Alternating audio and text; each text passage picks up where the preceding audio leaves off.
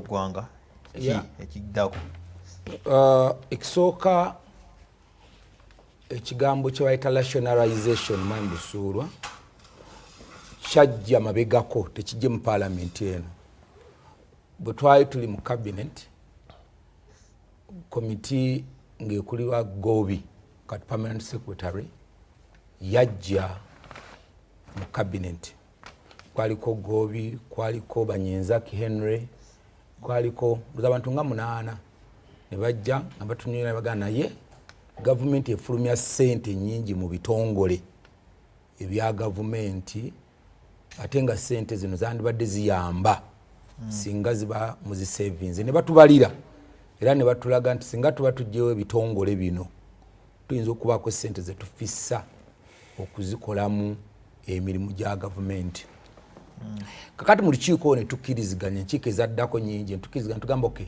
bwe tunaaba turationalizing oba tujjawo ebitongole oba tugatte ebitongole ebifulumya sente nga tebikola sente bifulumya naye tebiyingiza mu ministry n'olwayo ne actually ne kuseera twayogerako ne ku ministry ng'olaba nga ministry esinga mu Uganda zifulumya bufulumya okusinga okuyingiza kati ebitongole ebifulumya sente kati nga UNRA ekitongole ky'amaanyi naye tekiyingiza mukiteeka mu bute sente nekikola ki nezifuluma era tekwaliko kakwakulizo kaali kagamba nti tugatte ebitongole ebitakola bulungi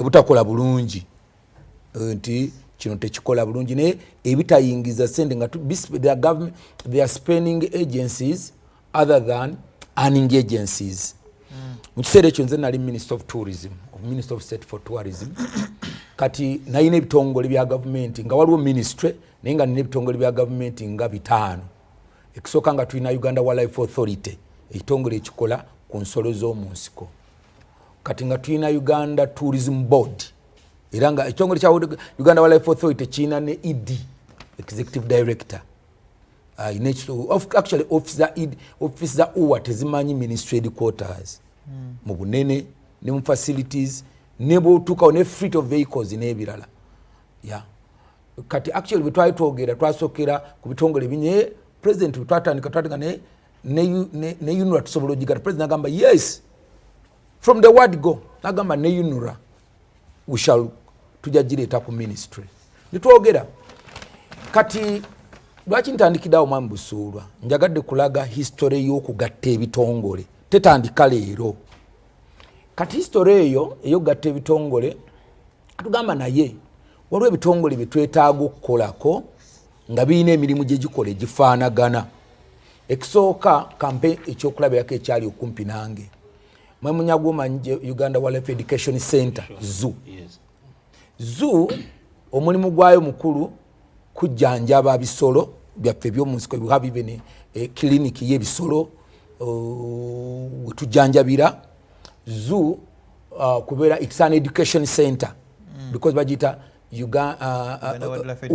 Uganda Wildlife Education Center kati naye nga bw'otunulya zoo ne Uganda Wildlife Authority almost ng'emirimu gyagala okufaanagana actually mu bitongole ebyali bisinga okukola obulungi mu ssente okuyingiza tewabadde kisinga Uganda Wildlife Education Center mu Ministry ya Tourism n'ekitwasooka okunonayo Uganda Wildlife Education Center mu speed gye kibadde kikulirako propriety gye tukifunyeemu amaanyi ge kifunye kati actually zuya gyolaba ey'Entebbe mu Africa is number 1 yakayita ku zuya South Africa era ekirabo kye batuwa n'ezo ensolo bogenda bazita tigers ezo zolaba ne batuwa enkula basuka ne batuwa enkula ezo 2 ne zigaana batuwa enkula 2 aba South Africa ne zigaana okuzaala because we broke them so together ne zifukanga sister and brother ne batuwenda ntuziteeka mu ziwa rhino sanctuary kyengezaako okugamba nti we didn't rationalize organizations because organizations were doing badly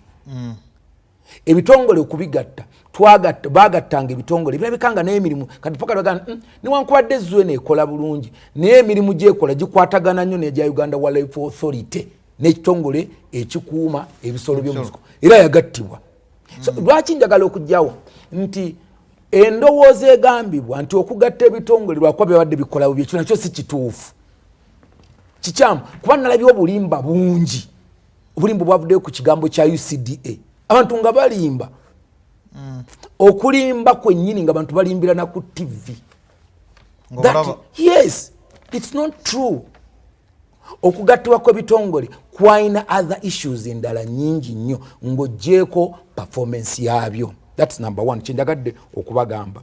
Kakati organization zonna ezaali tezikola ssente nga zifulumya ssente, that was the position. Ekirala January Kaguta Museveni president w'eggwanga lino mu nsonga z'okugatta ebitongole talina mutima mubi. Tewabaawo omuntu yenna akirowooza nti Yoweri Kaguta Museveni mu kugatta alina omutima ogugamba nti bwe tugatte yunura tugizze mu wakisi olw'ensonga twagala enguudo zibembi. No, it's not true. Kubanga lw'endowooza eriwo abantu gye bateekawo nti Museveni okugatta ebitongole ebimu alowooza nti nno ye bw'anaabigatta bigenda kukola bubi, then bwe bikola bubi ye naafunamu ki? Just imagine you are the gwe nannyini waka katobera nga gwe nannyini waka mwamunyagwa gwe waka n'abaana bange ne mukyala, then odokogamba nti kati tukyuse gate eno tugize side eno ng'ekigendererwa njagala ebinya bibakube nga mujje waka wange. How? You can't. Just think about it ku level yonge ya waka, ku level yonge ekyalo kya LC1 ku muluka gwokugombolayo. Yes, oyinza okuba nti engeri gy'okikoze kibackfirinze kiwagendera ne kitavaayo, but that is okay. Kyova olaba nti waliwo constitution, waliwo n'amateeka ge tuteeka ne tugamba nga y'ensonga lwaki balonda parliament, kubanga bwe tuba nga luwa ekikoleddwamu ensobi. Ne UCDA eno yennyini kyangu nnyo mu myaka mitono bwe giba nga giyise twakola ensobi UCDA twali tugyetaaga. Yes, y'ensonga because constitution oba amateeka getuteeka mu parliament tegali nga Bayibuli, tegali nga Quran. Naye ekigendererwa ekibeera emabega wa kino kiba kirungi, wabula ebiseera ebimu mbusuula waliwo abantu abamu oluusi abawuddiisa najja ne boogera ebintu ng'ebintu emu bye mbadde ndaba abantu abamu bye boogera. Omubaka Pami najja n'ayimira ku TV n'agamba UCDA tempanga wadde endokwa n'emu nga tulina empapula ng'omubaka Parliament abakateri mubaka Parliament batono nnyo ng'omubaka Parliament yafuna emitwalo 12 emitwalo 13 ez'ensigo. Yes, abamu nga ne mu constituency tebaazituusa baazitunda. And the information is out. So tebogera mazima. Kubanga olwaleero njagala nkuule mambusuula. Achievement za UCDA ziyatuukako. Achievement za fenga NRM. Because this organization was created by National Resistance Movement.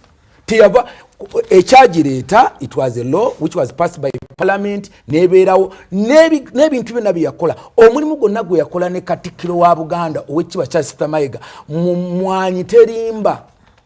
Campaign ino gye batambulako, it's an achievement to us. Enaku zino president yali busujju ne neebaza president nti weebale kukkiriza UCDA okukolagana awamu ne Katikkiro wa Buganda ne bakola omulimu gw'okukunga bannayuganda okulima emmwanyi. And it is success. What's wrong with it? Katikkiro bw'akolagana n'ekitongole kya gavumenti ne bakola omulimu ogugasa bannayuganda. What's wrong with that? Ekyala bw'otunuulira emirimu gino egikoleddwa mwambusuulwa, bw'olaba emirimu egitambudde ne bw'otunuulira emmwanyi ezaagebwa Operation Wealth Creation, it was an initiative of UCDA. Operation Wealth Creation tena nasare bed n'emu. Show me one nasare bed owned by Operation Wealth Creation. But emmwanyi zino bwe ziba nga zibadde emmwanyi